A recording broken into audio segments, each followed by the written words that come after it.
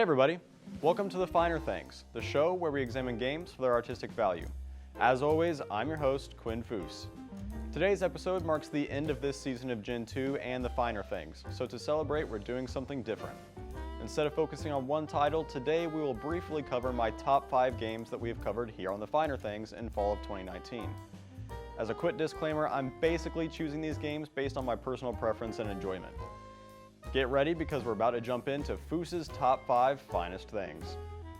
Starting off at the bottom with number 5, we have Dragon Ball FighterZ.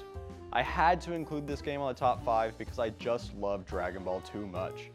While the game doesn't do anything too fancy or new, I cannot emphasize how awesome it is to play a fighter title where I can blast enemies with a Kamehameha as Super Saiyan Goku. In addition to the fun factor, the animation similarity to that seen in the anime makes this one a must-play. At number 4, we have Fallout 3. This game earns its place on the list because of its absolute timelessness. Bethesda's first venture into the wasteland after acquiring the rights to the Fallout series was by far its best and always deserves another playthrough. Moving on to number 3, we have What Remains of Edith Finch.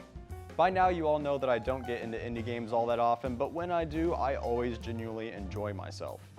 What Remains of Edith Finch is one of the most beautifully animated games that I have ever had the pleasure of playing, and it is at the very least among some of the most visually interesting titles of the current generation.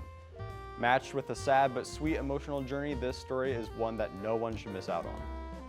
Coming in at number 2 is The Last of Us. I don't have to remind any gamer of the profound reputation that this title from Naughty Dog holds in the community. The story is an A+ on all counts, and the world that the developers built up feels like a real and believable one. The ending of The Last of Us stuck with me for a long time after my playthrough, and I cannot wait for the sequel that is set to release in May of 2020. Finally sitting at number 1 is Red Dead Redemption 2.